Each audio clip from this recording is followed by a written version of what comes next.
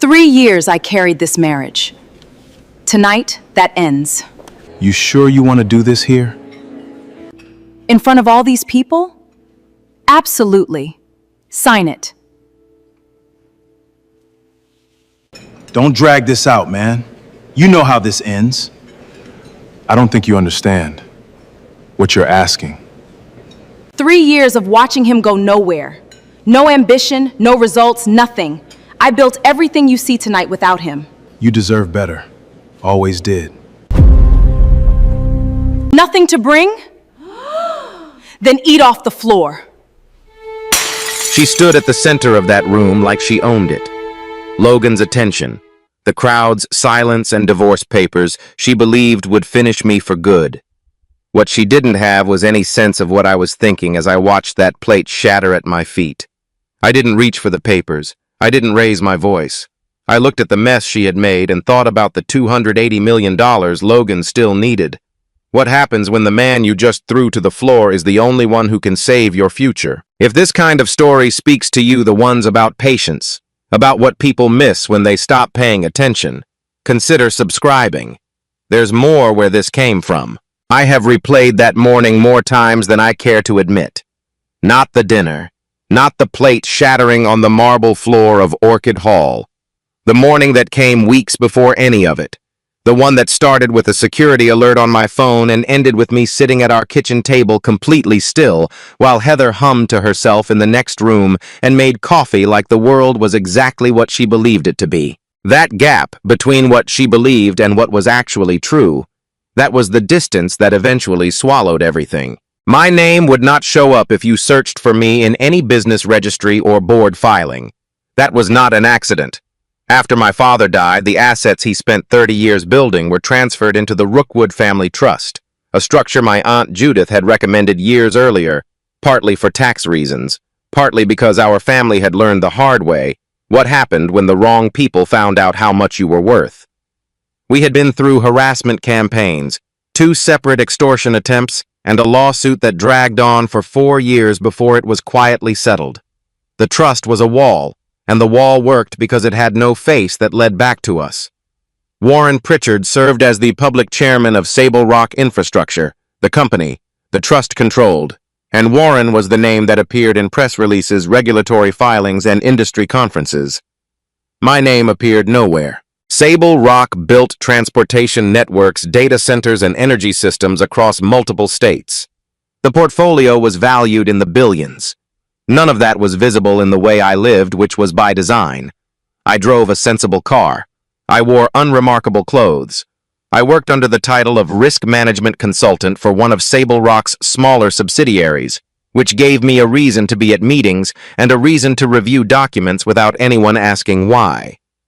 Judith had insisted on this arrangement until the restructuring was complete, until the formal transfer of voting control from the trust's administrative board to me as the primary beneficiary was finalized. After that, Warren had told me I could make my own decisions about how public to be. I had married Heather 3 years before that restructuring was scheduled to finish. When I told her about my family's situation, I kept it general. A private investment fund. Long-standing business interests.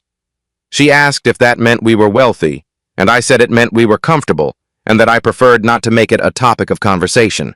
She seemed to find that interesting about me then. She said she appreciated a man who didn't lead with his wallet.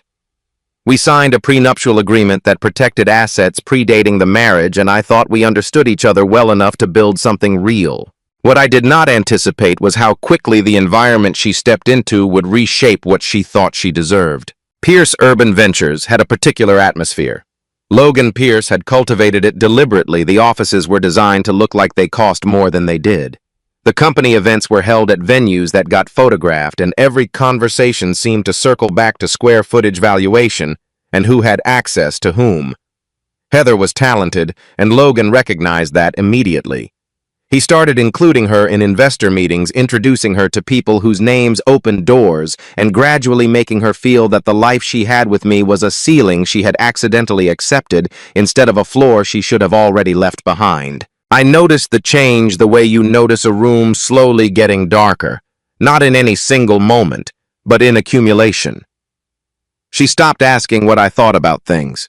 She started qualifying me to her colleagues before I had even met them, describing me in terms that left just enough room for pity. She mentioned with a particular kind of careful casualness that a few of her coworkers had asked whether I was between jobs. I let those things pass without correcting them, which was a mistake. I understand better now than I did then.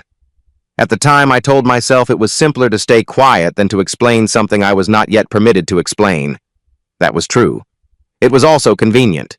The security alert came on a Tuesday morning in October. I was at my desk in the subsidiary office when my phone lit up with a notification from Rookwood's asset management team. It was flagged as high priority, which happened rarely enough that I read it immediately. Someone had submitted a loan application to Sable Rock's investment division, referencing my personal financial credentials, my tax filings, my credit profile, my digital signature identifying me as a co-guarantor on a financing package connected to a development project called Red Mesa District. The application had been routed for internal review before anyone on the outside knew it had been flagged. I had not signed any such document. I had not agreed to guarantee anything related to Red Mesa District or any project connected to Pierce Urban Ventures. I went home that afternoon instead of finishing the day at the office. Heather was not there yet. I sat down at the shared computer we kept in the second bedroom and opened the file browser. She had been thorough about most things, but not about this.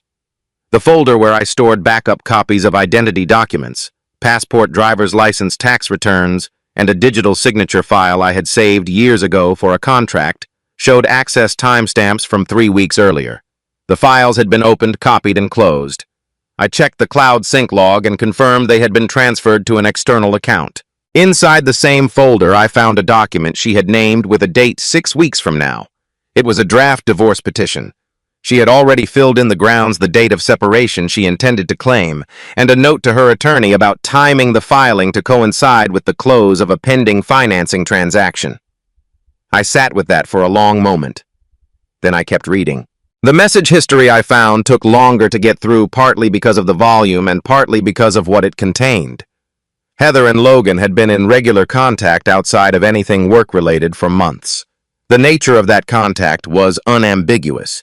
But it was not the affair that landed heaviest. It was the planning. Logan had promised her a managing partner role at Pierce Urban Ventures once Red Mesa District secured its funding. Heather had told him she would handle Mason, which was the word she used. Handle.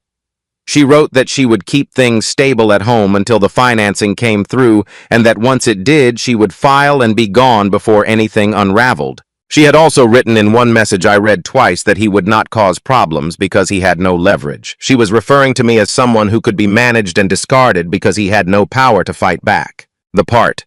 She did not know the part. Logan did not know because the name Rookwood had never led anyone back to Reddick in any search they had run, was that the investment division they were petitioning for $280 million answered ultimately to me. Warren signed the external correspondence. The board received the formal reports. But the decision about whether Sable Rock extended that kind of capital to an outside developer was mine to make. They had walked their application directly to the one person in the world with both the motive and the authority to deny it. I did not confront Heather that night. I thought about it. I had the folder open on the screen, and I knew exactly what I would say. And I sat there long enough that I heard her key in the lock and her heels on the entryway floor.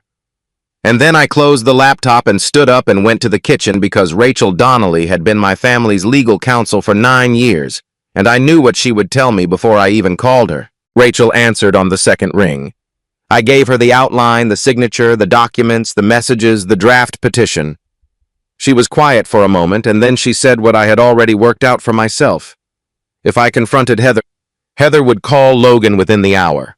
By morning, the digital records would be altered, the message history would be deleted, and any attorney Logan retained would have a version of events that placed me as an unstable spouse trying to interfere with his wife's professional relationships. Without a clean chain of evidence, I would have a story, and they would have documents. Rachel told me to let her open a quiet investigation into Pierce Urban Ventures and the Red Mesa District financing package. She said she needed time, probably 4 to 6 weeks, to trace the document submissions, recover the communications properly, and build something that would hold up regardless of what Logan's legal team tried to do afterward. She said the most important thing I could do was give no indication that anything had changed. So that was what I did. I finished making dinner. When Heather came in and asked how my day was, I told her it had been quiet. She sat down and talked about a meeting she had been in that afternoon, something about projections for the second phase of the district, and I listened and kept my face arranged in the way she expected. She did not look at me any differently than she had the week before.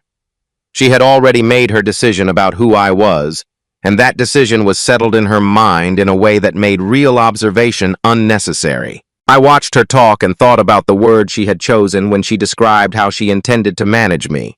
And I thought about the fact that the next time Logan Pierce sat across a conference table and waited for Sable Rock to approve his future, the person making that decision would be me. Rachel's team worked for 5 weeks. I know because I counted them not out of impatience, but because each week I carried the weight of what I knew, while the world around me continued on its ordinary schedule. Heather had grown more relaxed in that period, not less. Whatever guilt she might have carried in the earlier months had apparently resolved itself into a kind of forward momentum. She talked about her work constantly, about the district, about projections, about Logan's vision for what Denver's West Side could become. She did not talk about me at all, except occasionally to describe something I had failed to do or failed to understand, usually framed as an explanation for why she had to handle everything herself. When Rachel called me into her office on a Thursday morning in November, she had 4 folders laid out on the conference table. She did not lead with conclusions. She walked me through the documents in order, starting with the loan application itself and working backward through the chain of decisions that had produced it.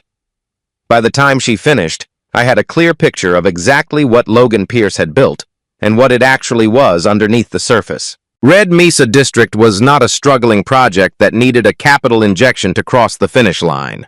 It was a project that had been misrepresented from the beginning, land valuations supported by appraisals that did not hold up to independent review, tenant commitments from businesses that had signed letters of intent, but no binding leases, investor projections built on occupancy rates that assumed conditions the Denver market had not seen in over a decade. Logan had taken money from early investors and moved portions of it through consulting firms run by associates firms that existed on paper and billed for services that were either grossly inflated or never performed. He had used the same parcel of land as collateral for loans at 3 separate institutions. He had given every stakeholder a version of the story that made the others' versions impossible to verify. Heather had prepared a significant portion of the presentation materials, the decks, the financial summaries, the one-page briefs that went to prospective lenders. Rachel showed me the email chain where Logan had sent her numbers he described as preliminary, and Heather had incorporated them into formal documents without flagging them as unconfirmed. There was a later exchange recovered from a backup server where Heather had asked Logan directly whether the tenant figures were solid. He had told her not to worry about it, that the funding would close before anyone ran the detailed audits, and she had replied with 2 words understood moving forward. She had known enough to ask the question. She had chosen to accept an answer that told her exactly what she needed to hear, and nothing more. The final piece Rachel showed me was a document that Logan had drafted, but never sent a memo addressed to his own legal counsel, laying out a contingency plan in the event the financing fell through or the irregularities were discovered. The plan involved repositioning Heather as the primary author of the financial documents, arguing that she had acted without full authorization and that Logan had relied on her representations in good faith. He had already identified which emails to preserve and which to characterize as her initiative rather than his instruction. He had a version of events ready to deploy that made her the architect of everything and himself the victim of an overeager employee who had exceeded her authority. She had trusted him completely, and he had already written the chapter where he walked away clean, and she absorbed everything. I sat with that for a moment. Then I asked Rachel what she needed from me to proceed. What she told me next was the part I had not anticipated. Sable Rock's investment division had been the last institution Logan approached. Every other lender with the capacity to extend $280 million against that kind of collateral had already reviewed the application and declined. Some had declined quietly. 2 had flagged concerns internally without taking further action. Sable Rock was not Logan's first choice or his second. It was the end of the line, and he had submitted the application because he had run out of alternatives, and because nothing in Rookwood's public profile had given him any reason to think the outcome would be different from anyone else's rejection. Warren had brought the application to me the same week Rachel finished her review.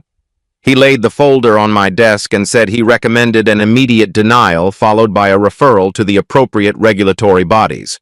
He was right on all counts, and under any other set of circumstances, I would have signed the denial that afternoon and let the process move forward without another thought. But I kept thinking about the contractors. Logan had sent invitations to the Orchid Hall event 3 weeks earlier, a fundraiser for the Pathways Youth Housing Fund that was, in practical terms, a venue for him to announce the Red Mesa District financing and introduce Heather as his new managing partner.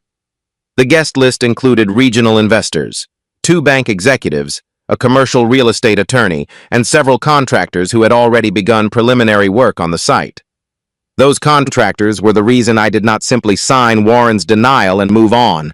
The people who had poured foundations and pulled permits and placed orders for materials had no version of events that protected them.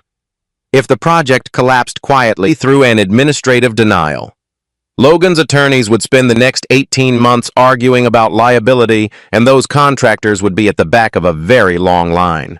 But if the facts were established publicly in a room full of the people Logan had cultivated as witnesses to his credibility, the story became much harder to contain and much harder to reframe. Rachel confirmed that a public disclosure made in front of individuals with direct financial stakes in the project would significantly complicate any attempt by Logan to manage the narrative afterward. I asked Warren to prepare 2 documents. The first was a conditional approval to be held in reserve. The second was a formal denial with a referral to the State Financial Crimes Unit ready to execute. I told him I would decide which one to sign after the dinner. I asked him and Rachel to attend the event separately without any visible connection to each other or to me, and to bring the investigation files in a format that could be presented to the room if necessary. Warren looked at me for a moment and then said very evenly that he would make the arrangements. The night of the dinner, Heather dressed carefully. She was in a particular mood, contained, purposeful, the way a person looks when they believe they are walking towards something they have been waiting a long time to reach. She told me to wear the dark jacket, the one she said made me look like I was trying. I wore it. We drove to the Huxley in my car, and she spent most of the ride on her phone, and when we arrived, she walked ahead of me through the lobby without waiting. Inside Orchid Hall, she had arranged the seating herself.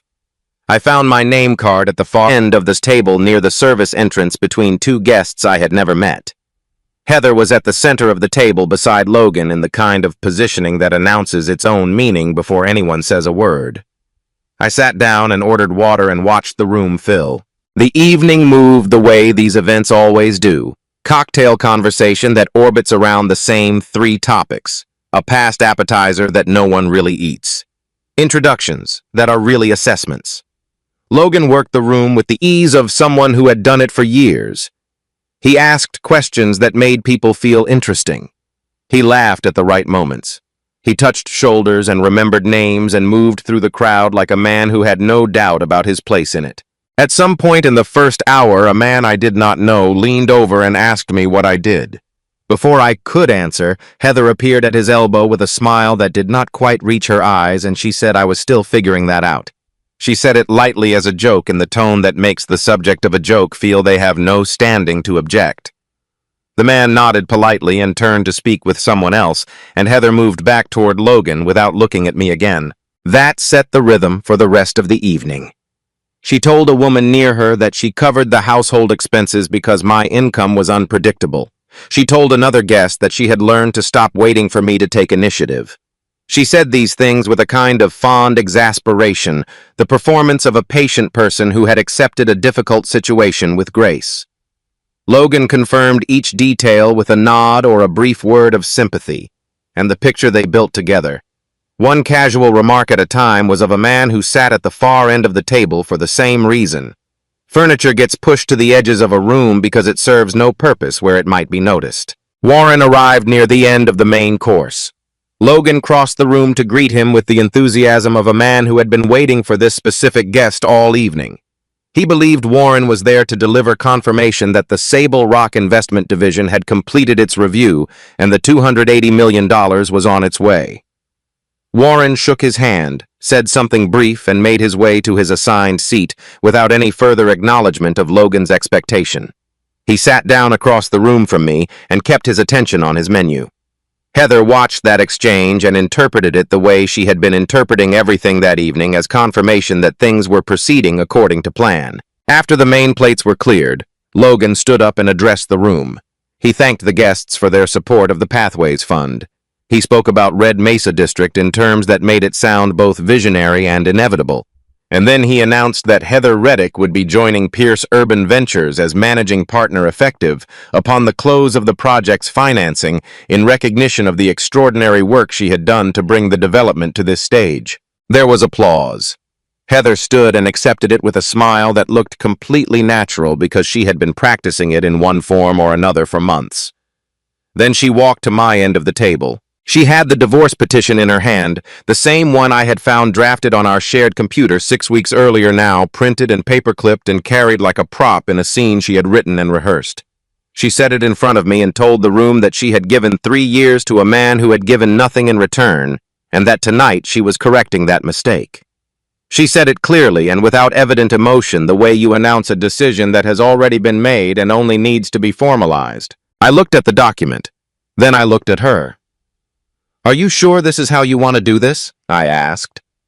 Her expression shifted not dramatically, just a tightening around the eyes that told me my calm had landed somewhere she hadn't prepared for. She reached out and swept my dinner plate off the table. The sound it made hitting the marble floor was louder than she probably intended. "You never brought anything to this table," she said, "so eat off the floor." Logan signaled to someone near the door. 2 members of the venue's security staff began moving toward me from across the room.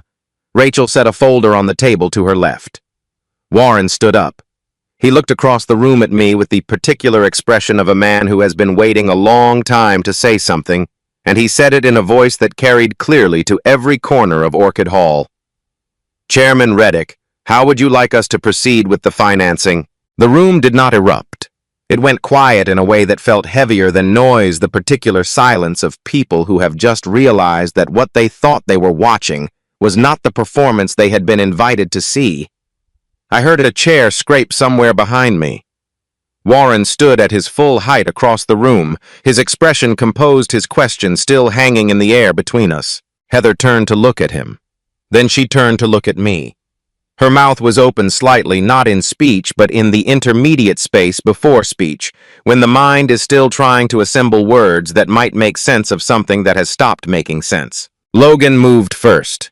He crossed toward Warren with the momentum of a man who has decided that a misunderstanding is the most likely explanation and that a misunderstanding can be managed. He said something about timing, about a conversation they might have outside, about how the evening could still proceed in a productive direction. Warren listened with the patient attention of someone who has already decided he will not be redirected, and when Logan finished, Warren said only that Chairman Reddick had asked a question and he was waiting for an answer. Logan turned to me. I watched him reassemble his expression in real time, the charm coming back online, the social fluency returning like a practiced reflex. He said that whatever complications had arisen, he was confident they could be resolved between reasonable people and that the Red Mesa District represented a genuine opportunity for Denver that none of them would want to see lost over procedural details. I told him to sit down. He sat down. Warren stepped forward and gave the room a brief explanation. The restructuring of the Rookwood Family Trust had been finalized that evening, as the trust's primary beneficiary and the holder of its controlling voting interest. I had assumed the formal role of chairman of Sable Rock Infrastructure effective as of that night. The financing application that Pierce Urban Ventures had submitted to Sable Rock's investment division, the $280 million package that Logan had spent the better part of a year pursuing, was under my authority to approve or deny. Heather said it was a mistake. She said there had to be a misunderstanding that Mason was a risk consultant for a small subsidiary, that she had seen his tax filings and they did not reflect anything like what Warren was describing. Her voice had the brittle quality of someone trying to argue their way out of a fact. Logan said nothing. He had gone very still, which told me he was doing the math faster than Heather was, and arriving at conclusions she had not reached yet. Rachel opened the folder she had placed on the table and began distributing documents to the seats around her. She did not make a speech. She simply placed specific pages in front of specific people and let them read. The bank executive 2 seats to her left received the series of loan applications showing the same parcel used as collateral across 3 separate institutions. The commercial real estate attorney at the far end of the table received the appraisal reports alongside the independent valuations Rachel's team had commissioned with the discrepancies highlighted. The contractors who had done preliminary work on the site received a summary of the internal memo. Logan had never sent the one that named Heather as the primary author of the financial documents and outlined a strategy for positioning her as the responsible party if the deal collapsed. That last document produced the only audible reaction in the room. One of the contractors read it, looked up at Logan and set it back down on the table very deliberately, like a man who has just understood how close he came to something he did not see approaching. Logan stood up again and said that document was a draft taken out of context, that Rachel was acting as an advocate for a party with an obvious interest in discrediting the project. His voice had recovered its steadiness, but the steadiness was mechanical now, the performance of confidence rather than the thing itself. Heather did not stand up with him. She was reading the page in front of her, the recovered message exchange, where she had confirmed she understood that the tenant figures were unverified and had chosen to move forward anyway, and whatever she was feeling as she read it, she was feeling it alone. I did not feel the satisfaction I had imagined feeling in the weeks I had spent waiting. What I felt was something more deliberate, a clear sense of what needed to happen next and in what order. I told Warren to deny the financing application and to initiate the referral to the State Financial Crimes Unit. I told Rachel to ensure that copies of the complete investigation file were held in escrow by her firm so that no subsequent claim of lost or altered documentation could affect the evidentiary record. Then I said that before anyone left the room, I wanted Sable Rock's operations team to identify every contractor and subcontractor who had performed verified work on the Red Mesa site under the assumption that the financing was legitimate.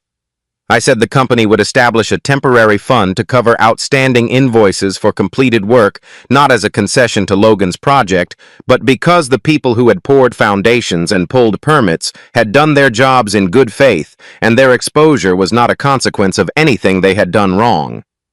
Warren confirmed that he would have the logistics arranged by morning. Logan made one more attempt. He said that what I was describing would destroy a project that employed hundreds of people, that a man in my position had a responsibility to the broader economic picture. I told him the fund to cover the contractor's outstanding invoices would be Sable Rock's contribution to the broader economic picture. I told him the rest was his to manage with whatever attorneys he retained in the morning. Then I picked up the divorce petition from the table, signed the acknowledgement of receipt on the last page, and placed it back in front of Heather. She was looking at me with an expression I had not seen on her before, not the frustration I had come to expect, not the casual dismissal she had refined over the past year, but something that looked closer to recognition.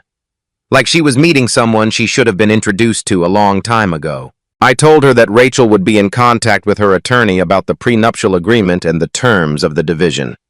I said I was not interested in taking anything she had earned through her own work, but that I expected the return of the documents she had taken from my files, the repayment of the funds she had moved from our joint accounts without authorization, and her written agreement not to make public statements attributing any part of the Red Mesa situation to me. Before I walked out of Orchid Hall, I stopped at the place where my dinner plate had shattered on the marble floor. A staff member had already swept most of it away, but there was still a mark where the ceramic had struck a faint impact in the surface that would probably buff out by morning. I looked at it and said what I had been carrying since the moment it happened, not loudly, not for effect, just clearly enough for the people near me to hear. A person's value does not depend on where they sit at the table. But the way we treat someone we believe has nothing that tells you exactly who we are. Then I left. The weeks that followed were procedural in the way that endings usually are once the decisions have actually been made. Pierce Urban Ventures could not continue Red Mesa District without the Sable Rock financing, and when word spread through the investment community that the project's application had been denied and referred for investigation, The two institutions that had previously declined quietly began cooperating with the review process rather than waiting to be subpoenaed. Logan's board moved to remove him from his executive role within 10 days of the dinner. 3 investor groups filed suit within the month, citing the fraudulent representations in the project documentation. Logan's first move, once the legal machinery engaged, was to produce the emails and presentation materials that carried Heather's name. His attorneys argued exactly what his never-sent memo had outlined, that she had acted beyond her authority, that he had relied on her representations in good faith, that the errors in the financial documents were hers in origin. Rachel's files made that argument considerably harder to sustain.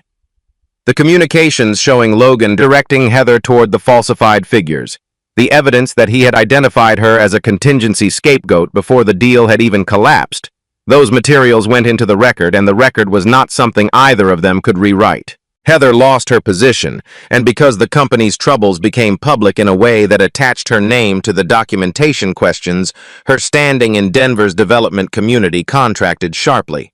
The people who had laughed along with her jokes about my lack of ambition did not return her calls at the same rate they once had. That was not something I engineered. It was simply what happens when the story changes and people adjust their positions accordingly. The divorce settled along the lines of the prenuptial agreement, which had been drafted carefully enough that its terms held without significant dispute. She had no claim on Sable Rock or on the Rookwood Trust assets, which predated the marriage by years and had been legally insulated from any marital property consideration. I did not seek to recover her personal savings or her professional earnings. I asked for what I had said I would ask for in that room, the documents, the repayment, the agreement about public statements, and I received them. She sent messages in the early weeks, several of them. She said she still loved me, that Logan had manipulated her ambition, and she had not recognized it until it was too late. I read the first 2. After that, I let them collect without opening them, not out of cruelty, but because there was nothing she could say that would change the shape of what had happened. I had already decided that what I owed her was a fair settlement and nothing beyond it. I told Judith all of this over the course of several conversations. She listened without interrupting, which was unusual for her, and when I finished, she said that the secrecy had served its purpose, but that it had also cost me the ability to be known by my own wife. I told her she was right. I said that my silence had not caused Heather's choices, but that it had made a certain kind of distance easier to inhabit than it should have been, and that whatever came next, I intended to be more careful about confusing protection with concealment. 14 months after the dinner at Orchid Hall, I assumed the chairmanship of Sable Rock Infrastructure in full. Sable Rock acquired the viable portion of the Red Mesa site through a competitive bidding process, a transparent one administered by an independent firm with no connection to the previous ownership. The mixed-use luxury development that Logan had envisioned was not what the land became. Working with a Denver-based planning firm and input from the surrounding neighborhoods, we redesigned the project as workforce housing for teachers, healthcare workers, and families in the middle-income range that the city had been losing for years. A portion of the project's returns was directed to the Pathways Youth Housing Fund, the same charity whose name Logan had put on the invitation to Orchid Hall, the one that had lent the evening its cover of civic purpose. The day the first community building opened, I did not sit at the table reserved for donors. I found a seat with the volunteers and the families who were moving in that weekend, most of them carrying boxes and children, and the particular exhaustion of people who have been waiting a long time for something to come through. A boy, maybe 8 years old, maybe 9, reached across the table for something and knocked his plate to the floor. The sound it made was not unlike the sound a dinner plate makes on marble. He froze, looking at the adults around him with the expression of a child who has learned that accidents sometimes have costs that exceed the accident itself. I bent down and helped him pick up the pieces. I put a new plate in front of him and told him not to worry about it. He looked up at me and asked if I was sure. I told him that food falls, that happens, but people should never be pushed down there with it. My phone lit up on the table. A message from Heather asking whether there was any possibility after everything of beginning again. I looked at it for a moment, then turned it face down on the table. I pulled an empty chair closer to the family beside me and stayed for the rest of the meal. There are things you can rebuild and things you cannot, And the difference is not always about damage. Sometimes it is about what was actually there before the damage and whether the foundation was ever what you believed it to be. I had spent 3 years in a marriage where my wife had never really seen me, and I had made it easier for her not to by staying invisible. I was not invisible anymore. But I was also not the same person who had chosen silence over clarity at that kitchen table, and going back required becoming that person again. And that was the one thing I had no interest in doing. What I took from all of it was not a lesson about money or power or what happens when the wrong people underestimate you. It was something simpler than that, and something I think most of us already know, but occasionally need to be reminded of in the most direct way possible. The way you treat someone when you believe they have nothing, when you think they have no status, no leverage, no ability to affect your life, that is the truest version of who you are. Not the version you perform at dinner tables that matter, not the one you show to people whose approval you want. The unguarded one. The one that comes out when you believe no one important is watching. Heather was wrong about what I was worth. But more than that, she was wrong about what it meant to be worth something in the first place. If this story made you think about patience, about what we miss when we decide too quickly who someone is, I'd be glad to have you along for the next one. Subscribing takes 2 seconds, and there are more stories like this one waiting for you.